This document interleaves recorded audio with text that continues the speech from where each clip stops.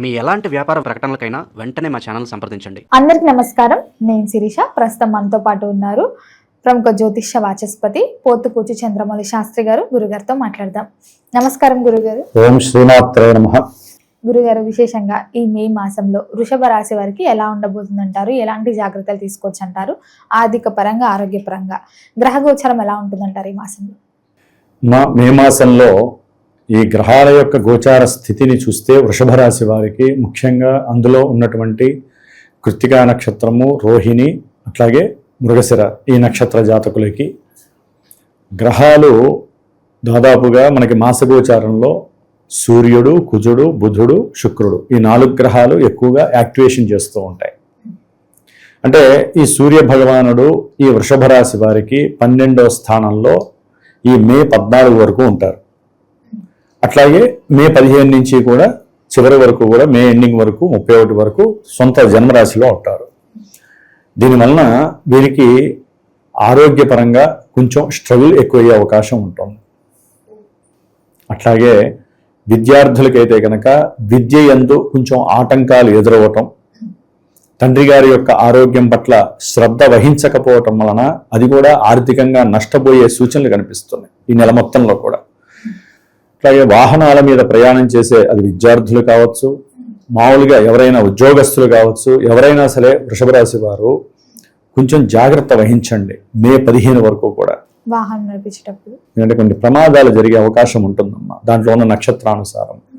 మే 15 తర్వాత వీరికి కాస్త వారికి ఉన్నటువంటి పిత్రార్జితానికి సంబంధించిన ఆస్తులు ఏదైనా రావడానికి వీరు కొంచెం ప్రయత్నపూర్వకంగా కష్టపడటము, అవతల వ్యక్తులతో ఎవరితో అయినా మాట్లాడటము, అంటే వీరికి ఉన్నటువంటి ఆస్తులు కానీ గృహాలు కానీ వీటికి సంబంధితం ఏదైనా ఉంటే కనుక వాటి యందు అవతల వ్యక్తులతో మాట్లాడి దానికి సంబంధించినటువంటి క్యాష్ రిలేషన్స్ అనేవి కనిపిస్తున్నాయి మే 15 తర్వాత. గురుగారు, మరి పెట్టుబడులు పెట్టొచ్చు అంటారా? కొత్త వ్యాపారాలు కూడా స్టార్ట్ చేద్దామన్న ఆలోచన ఉన్న వాళ్ళు చేయొచ్చు అంటారా ఈ మాసంలో?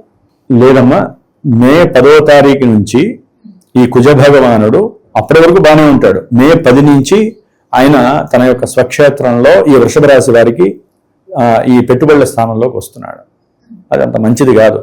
అంటే అవతల వాడి ద్వారా కాస్త ఆర్థిక సమస్యలు, అప్పుల బాధలు ఎక్కువయ్యే అవకాశం ఉంటుంది. అంటే ఏంటంటే వ్యాపారంలో మరి భాగస్వాములు ఒకళ్ళు, ఇద్దరు, ముగ్గురు, నలుగురు అప్పటి వరకు అనుకూలంగా ఉన్నటువంటి వాళ్ళే, ఫ్రెండ్స్ లాగా ఉన్నటువంటి వాళ్ళు ఒకళ్ళు వెనక్కి వచ్చేయడంతో 4 స్తంభాల్లో ఒక స్తంభం లేకపోతే ఏమవుతుందమ్మా, వ్యవహారం చెడిపోతుంది. దాంతో ఏమవుతుందంటే వీళ్ళకి ఏం చేయాలో అర్థం కాని పరిస్థితి. అందుకని ఏదన్నా పెట్టుకుంటే మే 10 లోపలే వీళ్ళు ఆ 10 రోజుల్లోనే మాట్లాడుకొని వ్యాపారానికి సంబంధించినటువంటి వ్రాతపూర్వకమైనటువంటి విషయాలు కానీ అవి చేసుకోవడం వలన ఉపయోగం ఉంటుంది వృషభ రాశి వారికి. మే 10 తర్వాత మాత్రము వీరు కొంచెం జాగ్రత్త పడాల్సిన అవసరం ఉంది. సొంత ఇంట్లో ఉన్నా కూడా కాస్త వ్యాపార పరంగా ఇబ్బందులు, భాగస్వాముల మధ్య ఇబ్బందులు తలెత్తే అవకాశం ఉంటుంది. భార్యాభర్తల మధ్య కూడా అంతే, చాలా సమస్యలు వస్తాయి. ఇప్పటివరకు అన్యోన్యంగా ఉన్న వాళ్ళకి, వృషభ రాశి వాళ్ళకి కుజగ్రహ ప్రభావం ఏం చేస్తుందంటే 12లో కుజుడు ఉంటే కుజదోషం వస్తుంది. జన్మజాతకాల్లో ఎట్లయితే ఉంటుందో ఇప్పుడు ఉన్నటువంటి పరిస్థితుల్లో మరి జన్మ లగ్నం నుంచి ఉన్నటువంటి కుజదోషము పూర్తిగా లైఫ్ లాంగ్ దాని యొక్క ఎఫెక్షన్ ఉంటుంది. మరి చంద్రుడి నుంచి కూడా చూస్తారమ్మా జన్మజాతకంలో కుజదోషాన్ని. మరి ఇప్పుడు జన్మరాశి అంటే ఏంటి? అదే కదా జన్మరాశి. చంద్రుడు ఉన్న స్థానానికి 12వ రాశిలో కుజుడు ఉన్నాడు. దానివల్ల కుజదోషం ఆవహించి దాదాపు 45 రోజులు ఇబ్బందులు పడతారు.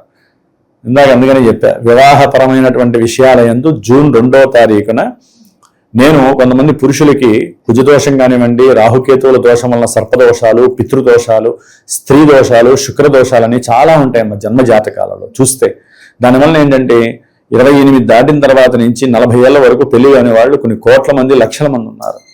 ఉద్యోగాలు ఉంటాయి, ధనం ఉంటుంది, మంచి సంపాదన ఉంటుంది, ఇల్లులు ఉంటాయి, అన్నీ ఉంటాయి. వివాహాలు మాత్రం కావట్లేదు. దానికి కారణం వారి జన్మజాతకం చాలా వరకు పాజిటివ్ అయితే ఇప్పుడున్న కాలం మారినటువంటి పరిస్థితి ప్రకారం స్త్రీ ఆకర్షణ, అంటే స్త్రీ వీరి ఆకర్షణ కాదు, స్త్రీలే ఇష్టపడట్లేదు వివాహం చేసుకోవడానికి.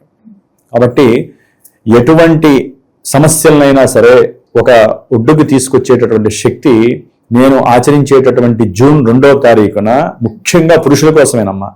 వివాహం కానటువంటి వారికి ఈ హైదరాబాద్లో మంగళవారము మూలా నక్షత్రము రోజున కొన్ని నక్షత్రాలు ఉన్నాయి.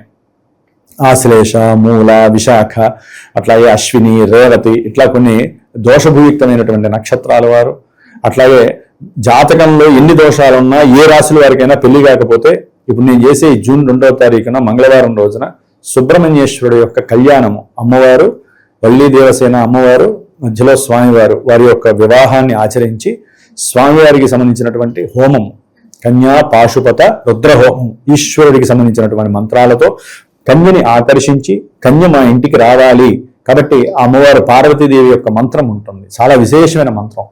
ఈ రెండింటిని సంపుటీకరణం చేసి కనుక హైదరాబాద్లో ఉన్నవాళ్ళు దగ్గరగా ఉన్న వాళ్ళు వచ్చి కూర్చొని చేసే అవకాశము నేను కల్పిస్తున్నాను.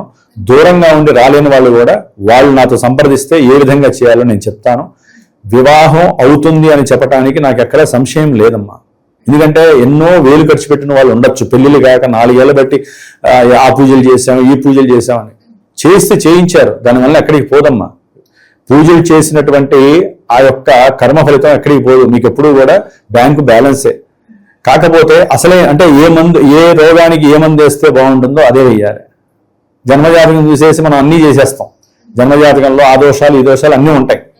కానీ వివాహం అంటే వివాహానికి సంబంధించిన దోషం ఏదో ఆ దోషానికి తగ్గ మందే మనం వాడాలి. నాకున్నంతలో మా గురువులు చెప్పింది శాస్త్ర పరిజ్ఞానం రీత్యా మరి నేను పురోహితుడిని ప్లస్ గురువు గారిని కూడా కావచ్చు. ఎవరికైతే వివాహం కావట్లేదో వారు నన్ను సంప్రదిస్తే తప్పకుండా కొంతమందికి వివాహం అయ్యి విడాకులై రెండవ వివాహం కోసం ప్రయత్నం చేస్తారు. వారికి ఓ పట్టాను మొదటి వివాహమే కాక బాధపడుతుంటే రెండో వివాహానికి ఇంకెంత బాధపడతారో ఆలోచించండి. కాబట్టి నమ్మి చేసుకుంటే ఈ జూన్ 2వ తేదీన నేను చేసేటటువంటి హైదరాబాద్లో ఒక ప్రదేశము అది ఫోన్ చేసిన వాళ్ళకి నేను చెప్తాను. చక్కగా చేసుకుంటే వివాహ విషయంలో ముఖ్యంగా వృషభ రాశి వారికి కొన్ని కష్టకాలం అనేది చెప్పుకోవాలి ఇప్పుడున్న పరిస్థితుల్లో కుజగ్రహ దోషం వలన. అట్లాగే శుక్రుడు మాత్రం చాలా అనుకూలంగా ఉన్నాడమ్మా. ఇలాంటి వాటిల్లో వీళ్ళు పార్టిసిపేట్ చేసుకొని దేవుని నమ్ముకుంటే శుక్రుడి యొక్క స్థానం వలన ఆర్థికంగా లాభము, అట్లాగే వివాహపరంగా కూడా అనుకూలమైనటువంటి చర్చలు జరగటము, చాలా విశేషమైనటువంటి శుక్రబలం ఉంది వృషభ రాశి వారికి. లాభంలో శని ఉన్నాడు, శని యొక్క దృష్టి కూడా వీళ్ళకి పడుతుంది కాబట్టి చక్కటి 10లో మరి రాహు ఉన్నాడు. ఉద్యోగ సంబంధిత వ్యాపార సంబంధిత విషయాలలో కూడా ఒకందుకు పూర్తిగా న్యాయం జరగకపోయినా కాస్త లాభం కలిగేలాగా ఈ రాహు ఇస్తున్నాడు. చతుర్థంలో కేతు ఉన్నాడు వృషభ రాశి వారికి ఈ నెల సొంత నక్షత్రంలో బలంగా ఉన్నాడు. కాబట్టి మరి రవి కూడా బలంగా లేడు, ఈయనున్న స్థానాధిపతి. కాబట్టి విద్యా విషయంలో వీరు కొంచెం మందబుద్ధి లేకుండా బద్దగించకుండా ఇందాక నేను చెప్పినట్టుగా సూర్య నమస్కారాలు చేయండి, గణపతిని ఎక్కువగా ఆరాధించండి. అవసరమైతే ఎగ్జామ్స్ రాసేవాళ్ళు, కొత్త చదువులకు ప్రయత్నం చేసేవాళ్ళు విద్యా గణపతి మూలమంత్ర జపం చేసి మేము అంటే మా పీఠంలో విద్యా గణపతి హోమాలు చేస్తూ ఉంటాం అమ్మా. కాబట్టి ఎవరైనా పర్సనల్గా వాళ్ళ జాతకం చూపిస్తే కూడా వాళ్ళకు కూడా చేసి పెడుతూ ఉంటాం. కాబట్టి మీరు మాత్రము గణపతిని ఆరాధించేయండి. నిత్యము గణపతికి సంబంధించిన 16 నామాలు ఉంటాయి. ఆ నామాలతో గణపతికి అర్చన చేయండి గరికతో. విద్యలో ఆటంకాలు లేకుండా ఆయన మిమ్మల్ని కాపాడుతాడు. కాబట్టి సూర్య భగవానుడు కొంచెం ఆరోగ్యపరంగా నేత్రపరంగా కూడా సమస్యలు ఇవ్వడానికి అవకాశం ఉంది. ఎందుకంటే మే 15 వరకు కూడా శుక్రుడు జన్మరాశిలో ఉండడం ద్వారా ఆయన చక్కటి అనుబంధమైనటువంటి ఆరోగ్య విషయాల్లో కావచ్చు, అంటే ఒక గ్రహం ఒక రకమైనటువంటి పోర్ట్ఫోలియో కలిగి ఉంటుందమ్మా. ఇంకో గ్రహం ఎందుకంటే స్వక్షేత్రము వృషభ రాశిలో శుక్రుడు ఉన్నాడు అంటే మే 15 వరకు కూడా చాలా విశేషమైనటువంటి కార్యాచరణతో కూడినటువంటి వీరు పోటీ పడేటటువంటి కొంతమంది విద్యార్థుల పరీక్షల్లో అమితమైనటువంటి జ్ఞానశక్తిని ప్రదర్శించే అవకాశం ఉంటుంది. మరి సూర్యుడు బాలేదు కదండి, విద్యార్థులకి కష్టం అన్నారు కదా అంటే ఒకటే, మనకి ప్రతి రోగానికి మందు ఉంది, ప్రతి సమస్యకి ఒక పరిష్కారం ఉంటుంది. సూర్యుడు బాలేనప్పుడు ఏం చేయాలమ్మా? వీరి జాతకంలో సూర్యుడు బాల విద్యార్థులకు కానీ లేకపోతే రియల్ ఎస్టేట్ వ్యాపారస్తులకు కానివ్వండి, లేకపోతే ఈ భూ సంబంధిత గృహ సంబంధిత కట్టడాలు కట్టేటటువంటి వారికి కానివ్వండి, వాహన విక్రయదారులకు కానివ్వండి, వీళ్ళు ఏం చేయాలంటే సూర్యుడికి సంబంధించినటువంటి జపాన్ని ఆచరింపజేసుకొని సూర్య హోమం చేసుకోవడం చాలా విశేషం. ఈ నెల రోజుల్లో ఒక్కసారైనా చేసుకోవాలి. దానివల్ల ఆరోగ్యము, తండ్రి వల్ల కలిగేటటువంటి కష్ట నష్టాలు, తండ్రికి కలిగేటటువంటి సమస్యలు, కుటుంబంలో వీరికి కలిగేటటువంటి కొన్ని ఆపత్కర ఇబ్బందులు, నేత్ర దోషాలు, అట్లాగే ఉద్యోగస్తులు ఉంటారు, గవర్నమెంట్ పరంగా ఉద్యోగస్తులు కానివ్వండి లేకపోతే విడిగా ఉద్యోగస్తులు, వీరికి కలిగేటటువంటి కొన్ని బాధలు తొలగిపోతాయి. అంటే వారికన్నా బాధలు అంటే వారికన్నా పెద్ద ఉద్యోగస్తులు ఉంటారు కదా, వారి వలన వీరికి మాట పడేటటువంటి అవకాశాలు కలుగుతాయి మే 15 తర్వాత. అలాంటి వాటిని తట్టుకోవాలంటే సూర్యుడికి సంబంధించి శాంతి చేసుకోవాలి. లేదా వీరైనా సరే రోజు నిత్యము లేచి అన్నిటికీ సూర్యుడు అన్నిటికీ కారకుడేనమ్మా. విద్య, వివాహం, ఉద్యోగం, సంతానము, కళ్యాణం అన్నిటికీ ఆయనే కారకుడు కాబట్టి సూర్య నమస్కారాలు రోజు 12 చేయాలి. ఆదిత్య హృదయం చదవాలి. అప్పుడు ఏంటి, సూర్యుడు ఆనందపడతాడు, సూర్యుడిచ్చే పాపపు రిజల్ట్స్ తగ్గుతాయి. ఆ విధంగా సూర్యుడు చేశాడు. శుక్రుడు అయితే బ్రహ్మాండం. ఈ రాశ్యాధిపతి ఎవరైనా శుక్రుడు. శుక్రుడు మే 15 వరకు తన యొక్క స్వక్షేత్రంలో ఉండి ఏదైతే వీరు తలుచుకుంటారో కార్యక్రమాల యందు, అది విద్య కావచ్చు, లేకపోతే ఏదైనా వాహనపరమైనటువంటి విక్రయాలు అమ్మి డబ్బు చేసుకుని మళ్ళీ కొత్తది కొనాలనుకుంటూ ఉంటారు. కొంతమంది ఇల్లులు అమ్మి మళ్ళీ కొత్తది కొనాలనుకుంటారు. ఇట్లా ఏదైనా సరే, అట్లాగే తల్లి గారి యొక్క ఆరోగ్యం గురించి చింతించేటటువంటి వారికి కూడా కాస్త ఉపశమనం కలుగుతుంది శుక్రుడు ఆ జన్మరాశిలో ఉండటం వలన. వాళ్ళు అనుకున్న కార్యాలయంలో ముందుకు వెళ్ళే అవకాశం ఉంటుంది. దీంట్లో ఇంకో విషయం ఉంటుందమ్మా, అది చివరికి చెప్తాను. అంటే మనకి వివాహం కానటువంటి పురుషులకి సంబంధించి వివాహ యోగం కలగటానికి ఏ రకమైనటువంటి పూజ చేస్తున్నాను ఈ జూన్ మాసంలో అనేది చెప్తాను. అది చివరికి మనం చర్చించుకుందాము. అయితే వృషభ రాశి వారికి శుక్రుడు మే తర్వాత 15 తర్వాత చివరి వరకు కూడా ఆయన ద్వితీయంలో ఉంటాడు. విశేషమైనటువంటి ధన సంపద, ఆ బంధువుల నుంచి ధన సహకారం, లేకపోతే అంతకుముందు ఈయన ఎవరికైనా బంధువులకి ధనాన్ని సహకారంగా ఇచ్చి ఉంటారు అనుకోండి, వారి నుంచి వీరికి చక్కగా డబ్బు రావటం. అట్లాగే ఎవరైనా సరే ఈ మే 15 తర్వాత ఉద్యోగాల కోసం ప్రయత్నం చేసేటటువంటి వ్రాత పరీక్షలు కానీ ఇంటర్వ్యూలు కానీ చాలా అందంగా మాట్లాడటం, ఆకర్షణీయంగా మాట్లాడటం, దాని ద్వారా వారికి ఆర్థికపరమైనటువంటి లావాదేవీలకి ఏదన్నా అంటే ఉద్యోగమే కదా, ఆ ఉద్యోగానికి సంబంధించి చాలా అనుకూలమైనటువంటి పరిస్థితి అయితే వృషభ రాశి వారికి శుక్రుడు చాలా బలంగా ఉన్నాడమ్మా. మరి కుటుంబ వాతావరణం ఎలా ఉంటుందంటారు ఈ మాసంలో? కుటుంబ కారకుడు కూడా ఈయనే, కుటుంబ స్థానంలోనే శుక్రుడు.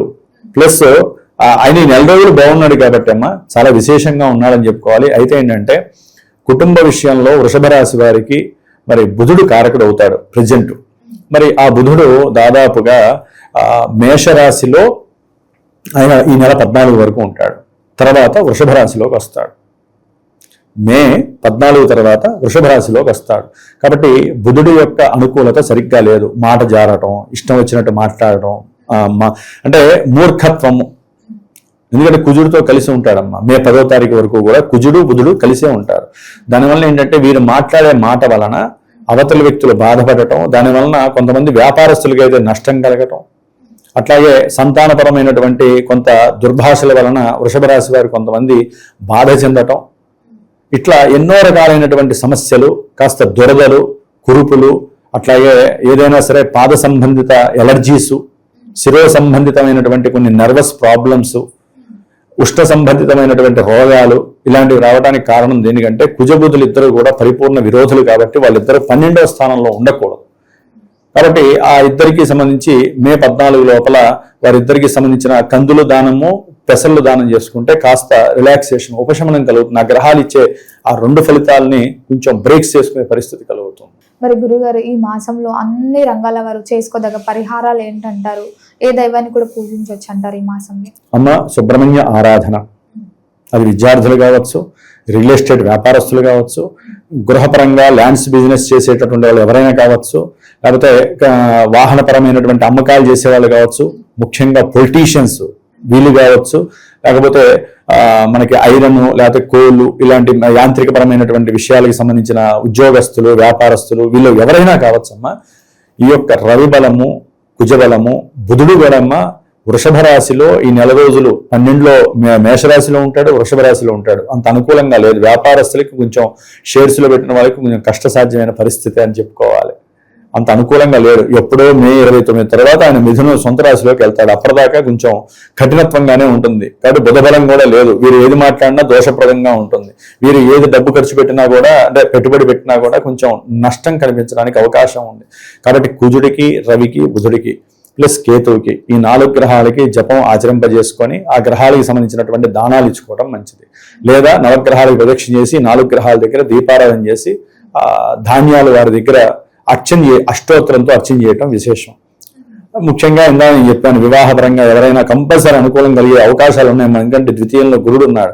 ఆయన జూన్ 2న మారుతున్నాడు, కర్కాటక రాశిలోకి ఉచ్చస్థితిలోకి మారుతున్నాడు.